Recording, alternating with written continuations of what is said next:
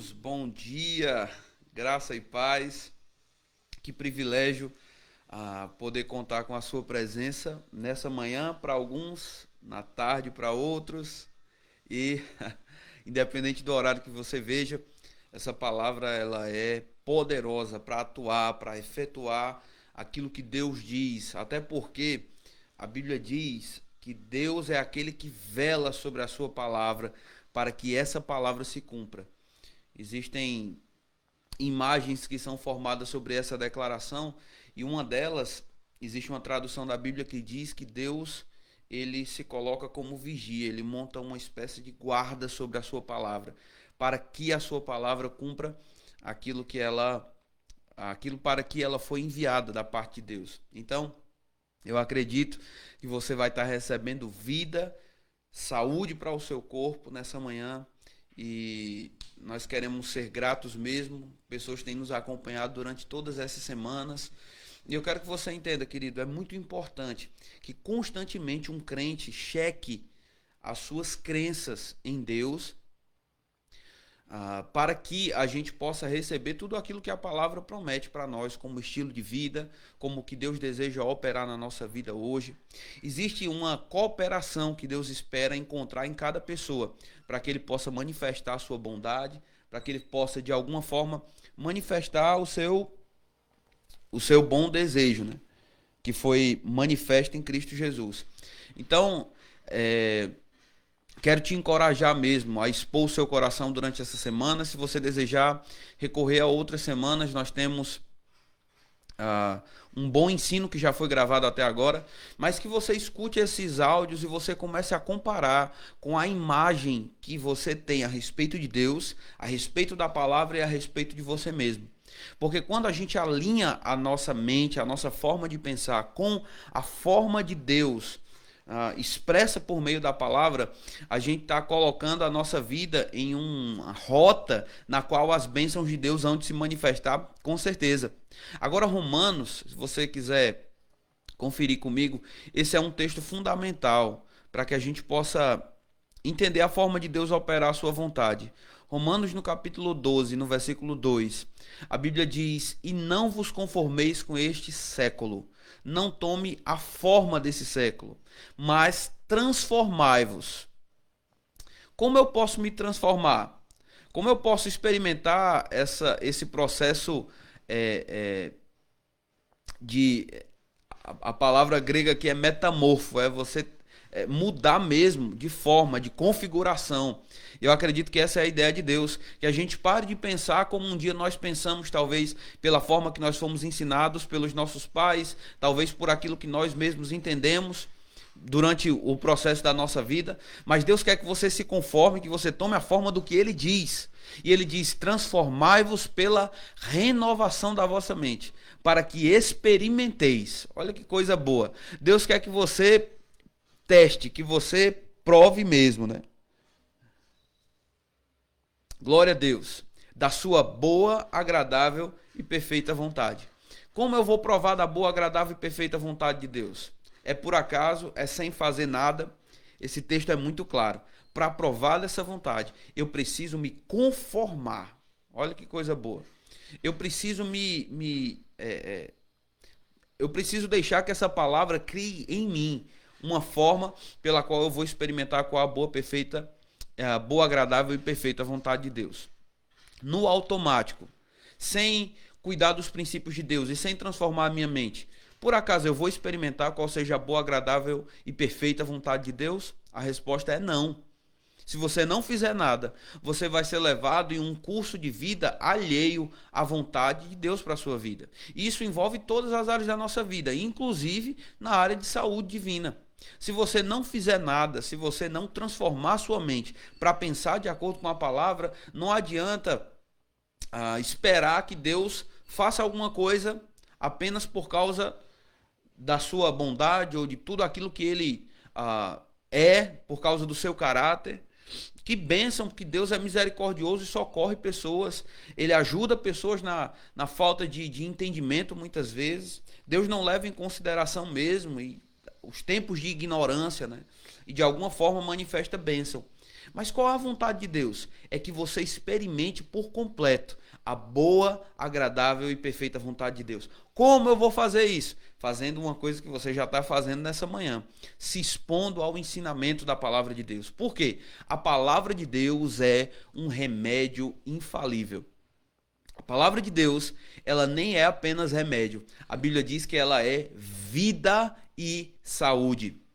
Ela é um remédio e eu preciso aplicar essa palavra sobre a minha vida com um cuidado que eu tenho sobre qualquer remédio ou medicamento. Agora, pode ter certeza de uma coisa, ele é um medicamento de Deus e é infalível. Agora, ele não apenas atua como um remédio, mas ele é em si saúde divina.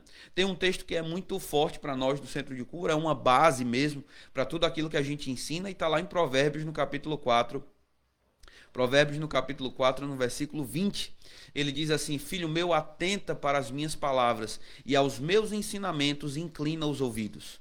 Não os deixes apartar-se dos teus olhos, guarda-os no mais íntimo do teu coração. Considera isso valioso. Coloca a palavra como sendo algo que ocupa aquele cofre, aquele lugar secreto do nosso coração. Por quê? São vida para quem os acha. Para quem acha o quê? Os ensinamentos. Para quem acha as palavras. Para quem pega a palavra e usa essa palavra para transformar a vossa forma de pensar. E aí ele diz, são vida para quem os acha e saúde para o seu corpo. Olha que coisa maravilhosa. Pastor, a palavra de Deus ela pode afetar a minha vida física, ela pode afetar o meu corpo. Com certeza, ela já está afetando. Quando ela é bem recebida, quando ela é celebrada, saiba de uma coisa, ela pode chegar em forma de semente, mas essa semente vai produzir frutos e frutos que vão permanecer. Essa semente há de manifestar frutos no seu corpo, vai manifestar frutos na sua vida espiritual. Agora, nós precisamos deixar que a palavra ela tenha uma categoria superior aos nossos pensamentos naturais, ao que a gente já ouviu de outras pessoas, talvez até mesmo algumas experiências. Existem pessoas que tentam entender Deus por meio de experiências que elas ou viveram ou que elas estão vivendo.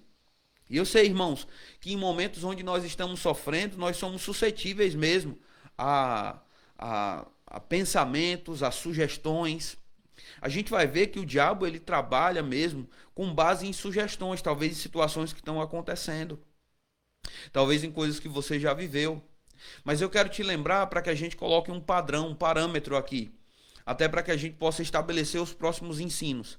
A palavra de Deus é a maior autoridade sobre Deus. Deus é um com a sua palavra. Tito no capítulo 1, no versículo 2, diz que Deus é impossível que Deus minta. Deus ele não tem a possibilidade de mentir, porque se ele mentisse, ele anularia completamente a sua natureza. Olha que coisa boa.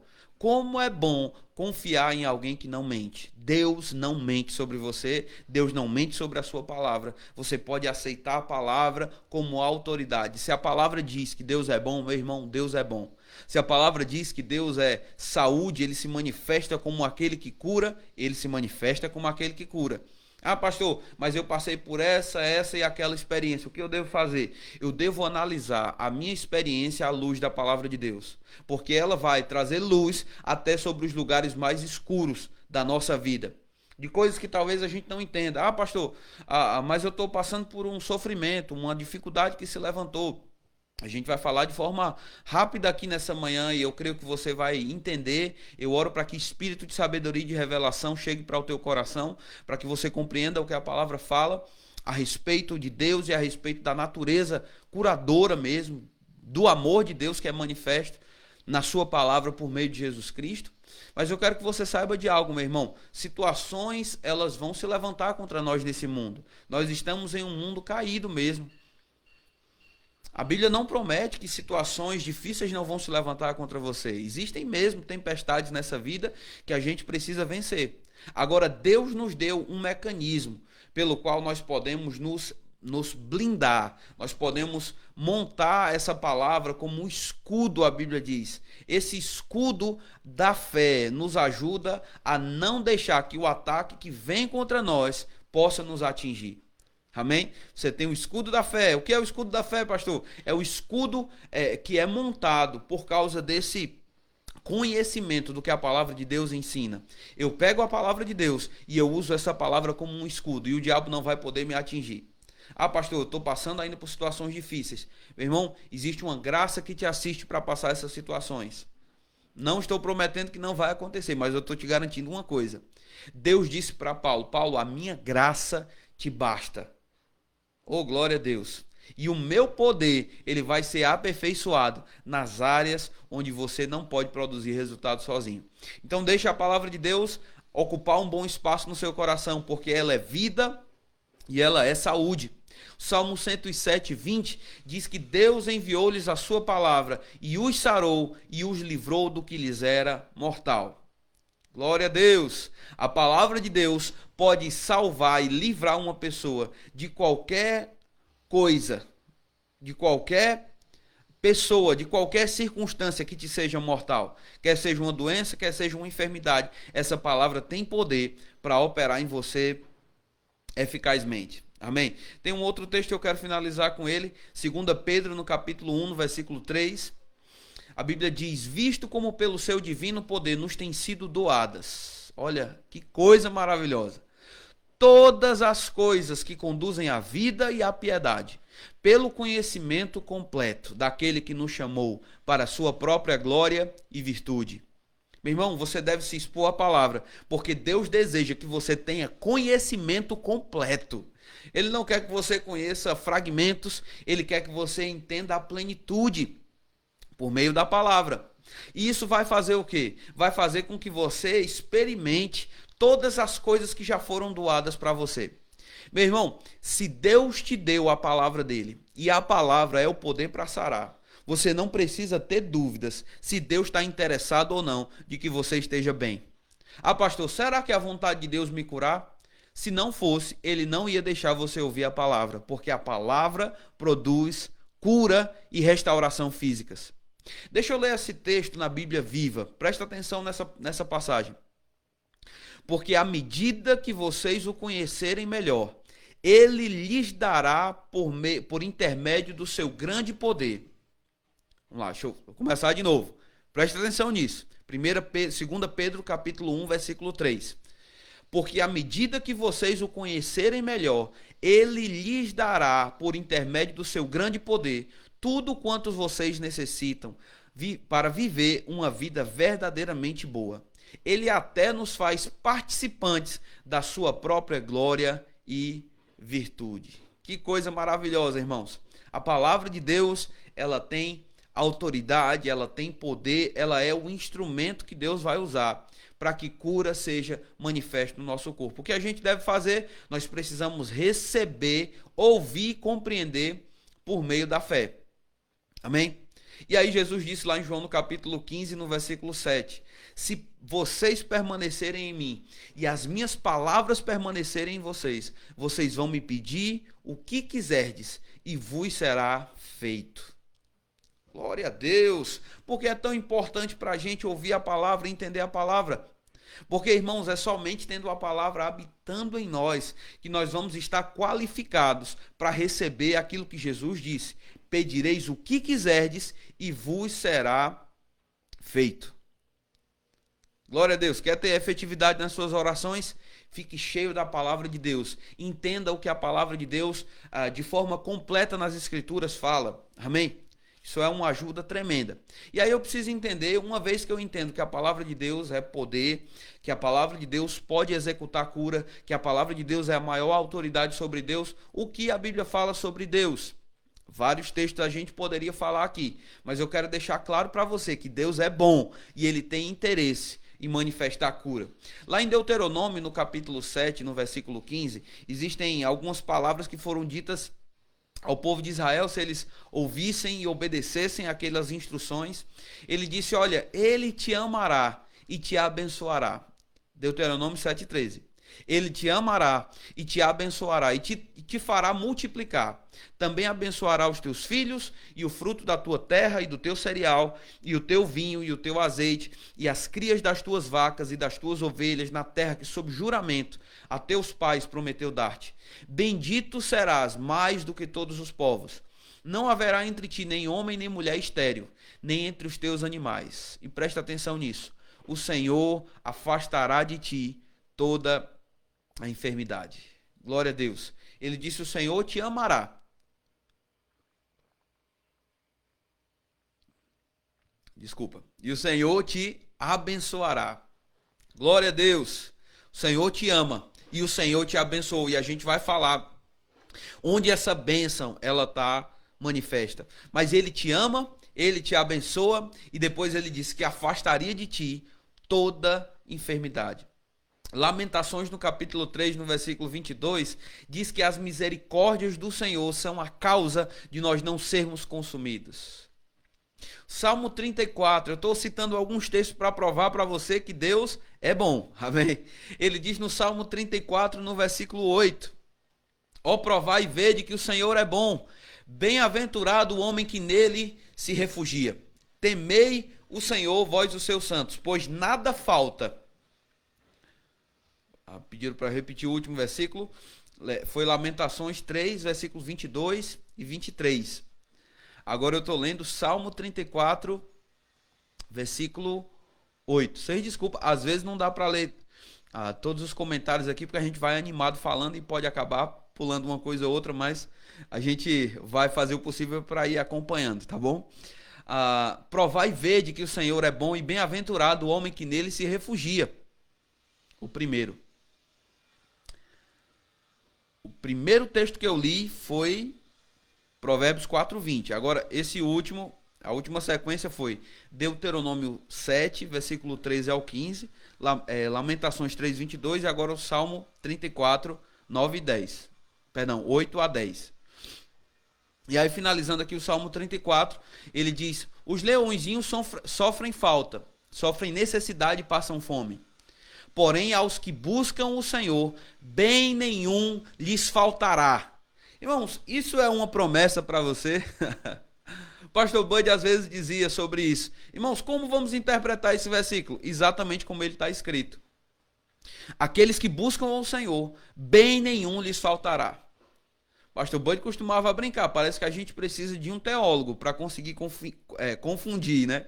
Uma afirmação tão simples dessa, tão clara, tão objetiva. Meu irmão, Deus quer conceder a você. Agora, o trabalho que nós precisamos ter, irmãos, é nos refugiar nele, é provar dessa misericórdia.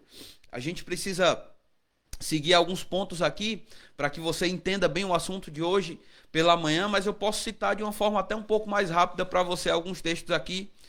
Isaías 43, 4, Deus diz: visto que fosse precioso aos meus olhos e digno de honra, eu te amei e darei homens por ti e povos pela tua vida. Deus é bom, irmãos. Deus é bom e não tem como nós desassociarmos Deus da sua bondade. Tudo o que ele fez em Cristo Jesus foi manifestar a bondade dele por você. Tá, pastor, se Deus é tão bom, por que as enfermidades estão assolando o mundo? Por que a gente está vendo tantas situações aí se levantando relacionadas a isso? Quero te lembrar, meu irmão, Deus criou todas as coisas que Adão precisava para viver e colocou aquele homem no jardim. E a Bíblia diz que quando Deus viu tudo que ele tinha criado, Deus viu Adão, Deus colocou ele naquele lugar de perfeição, de plenitude.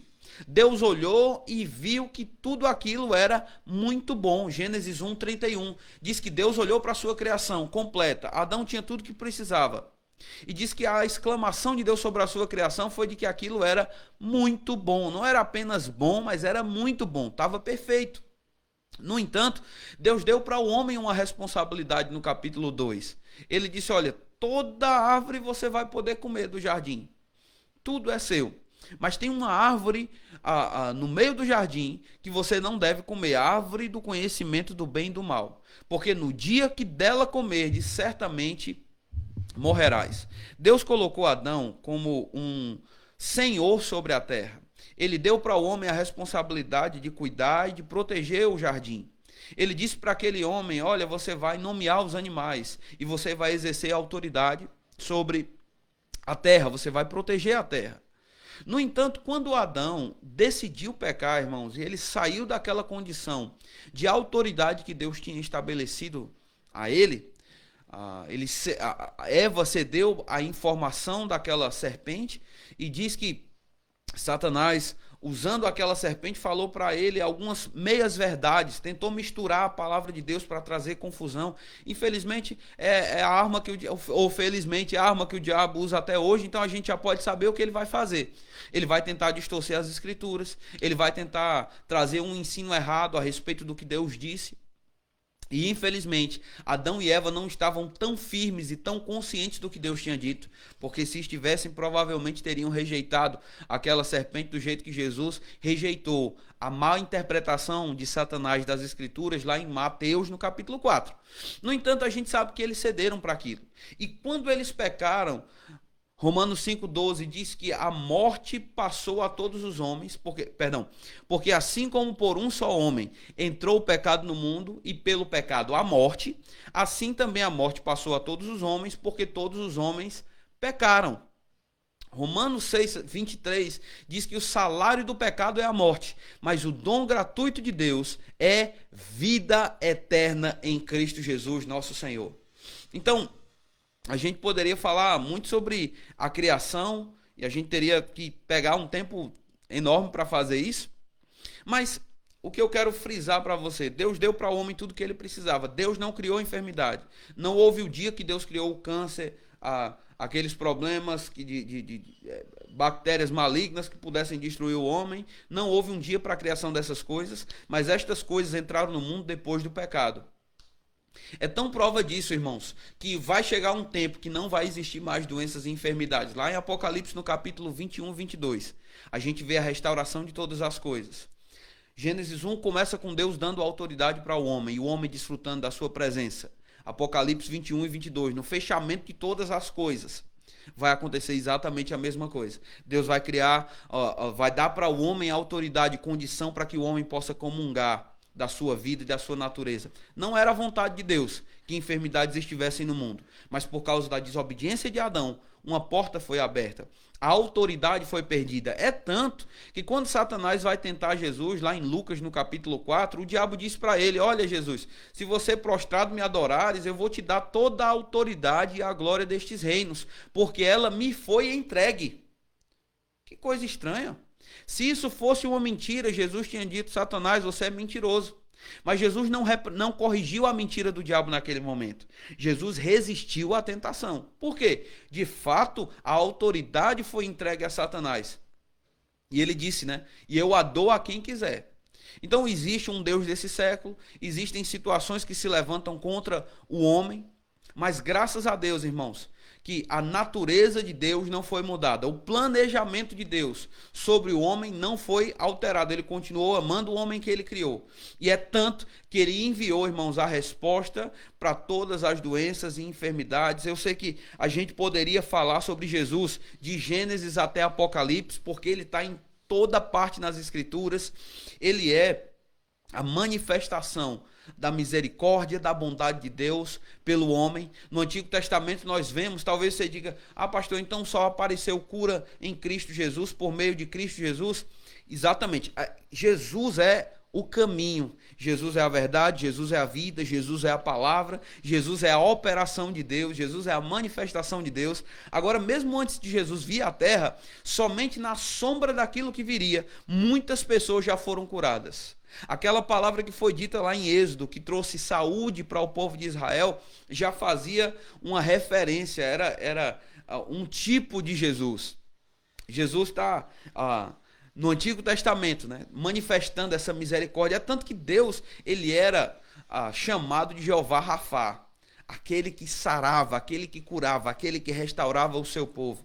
Mas Jesus, quando vem à terra na plenitude dos tempos, lá em Mateus, no capítulo 8, no versículo 16, a Bíblia diz assim: chegada a tarde, trouxeram-lhe muitos endemoniados, e ele meramente com a palavra expelia os espíritos. Aprenda uma coisa, meu irmão: Deus é onipotente, E a palavra que sai da boca de Deus é tão onipotente quanto o próprio Deus. A palavra de Deus liberada é a onipotência de Deus liberada para executar uma finalidade. Jesus meramente com a palavra. Por que meramente com a palavra? Para avisar que ele não precisava de muito complemento naquele momento. Simplesmente lançando uma palavra, em uma palavra, tinha poder suficiente para curar uma multidão de pessoas e para expelir demônios. Oh, glória a Deus! Uma palavra é suficiente para trazer restauração sobre o seu corpo, do alto da cabeça à planta dos pés. O seu trabalho é receber dessa palavra que está sendo falada. Jesus é o restaurador e por causa dele, cura e saúde divina te pertencem. Como assim, pastor? Me pertence? João 3,16 diz que como Deus amou o mundo de tal maneira que deu o seu Filho unigênito, para que todo aquele que nele crê não pereça. Deus amou o mundo e deu Jesus para quem? Para o mundo, para todas as pessoas. Pastor, por que algumas pessoas não recebem?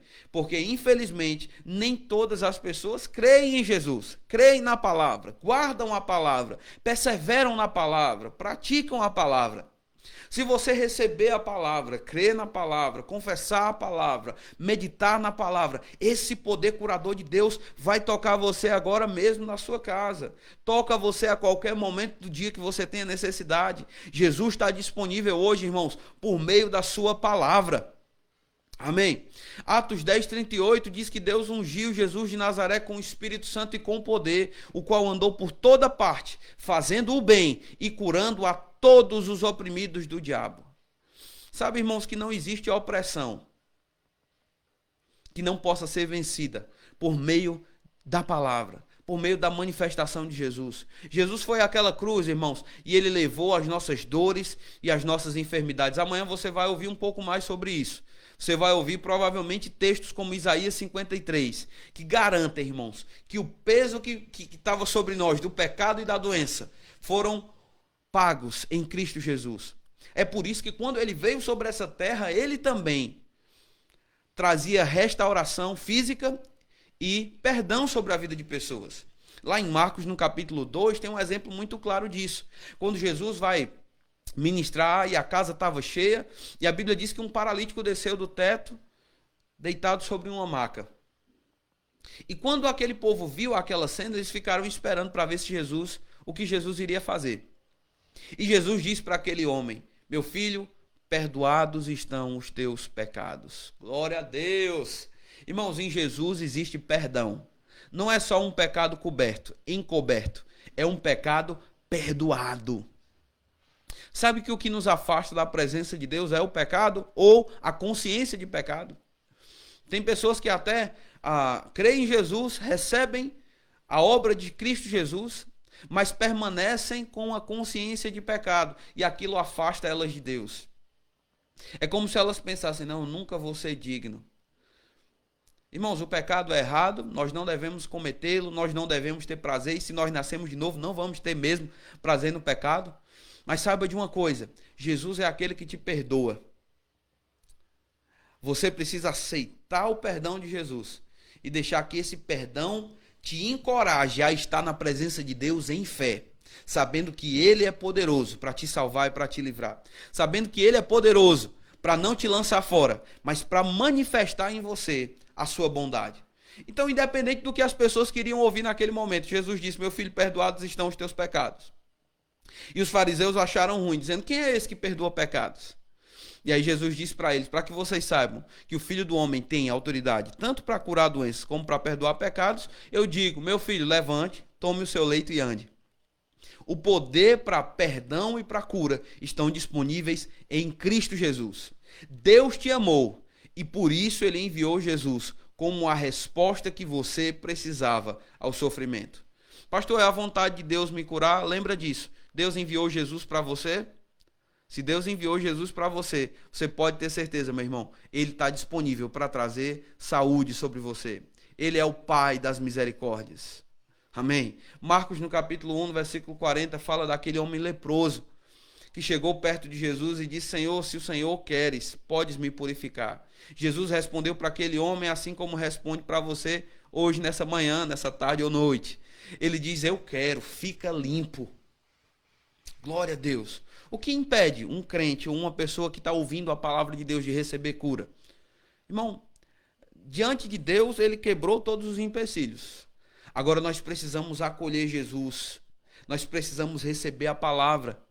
E quando você recebe Jesus e a palavra, você pode ter certeza, você está recebendo da manifestação do amor de Deus por você. 1 João 4,16 diz: e nós conhecemos e cremos no amor que Deus tem por nós. Meu irmão, creia no amor que Deus tem por você. Deus, ele tem prazer na misericórdia. A Bíblia diz em Miqueias 7,18. Ainda que situações tenham se levantado contra você, Deus não está contra você. Ele te perdoou em Cristo Jesus, ele te sarou em Cristo Jesus. E o seu trabalho é pegar desse cálice e tomar. Receber da obra de Jesus, do corpo que foi partido. E do cálice, que é o cálice da nova aliança que nós temos com Deus. Ele te ama. E para finalizar, para que você ande na plenitude desse amor, receba o amor de Deus, medite no amor de Deus nas Escrituras. E seja também um praticante desse amor. Porque por causa dele, porque ele te amou, você pode manifestar amor sobre outras pessoas. E isso vai te ajudar a viver uma vida de saúde divina. Andar em perdão, andar em misericórdia. Amém? Se eu posso te dizer, para finalizar agora, a gente realmente precisa terminar. Mas Romanos no capítulo 12 fala sobre isso. Olha, não te deixes vencer pelo mal, mas vence o mal com o bem. Fique cheio do amor de Deus. Medite nas Escrituras. O que a Bíblia fala sobre o amor de Deus. E você vai ser capaz de começar a enxergar com os olhos do amor. E com os olhos do amor você pode saber, se um pai não deixa o seu filho doente, Deus não quer que você permaneça doente. Deus não quer que você fique doente. Jesus chegou a dizer isso: vocês que são maus sabem dar boas dádivas aos vossos filhos, quanto mais o vosso Pai Celeste. Ele está pronto para conceder misericórdia. Deus está manifestando bondade sobre você nesse dia. E eu declaro a bondade e a misericórdia do Senhor te seguindo, manifestando saúde no seu corpo, força no seu coração. Ei, não desista. Não fique triste e deixe a tristeza dominar o seu coração, dominar a sua mente. Não, fica com a palavra. Todas as vezes que você pensar: pastor, eu não estou me sentindo amado, agarra a palavra. Porque na palavra é que Deus está manifestando o amor que Ele tem por você. Cada palavra dita, irmão, ela fortalece o seu coração, o seu espírito e vai trazer saúde sobre o seu corpo. Deus abençoe sua vida, queridos. Obrigado pelo carinho. Tantas pessoas amadas. A gente tem um missionário, Luiz Carlos, lá do Japão. Olha que coisa boa. Irmãos aqui de João Pessoa, do Brasil. Que bênção. Essa palavra está operando vida e saúde sobre você. Deus abençoe. Tenha um dia abençoado, mantenha a palavra, escuta os outros ensinos que já aconteceram até agora e a gente vai ter um ainda por essa semana. Recebe tudo que Deus tem para você, em nome de Jesus. Deus abençoe. Tchau, tchau.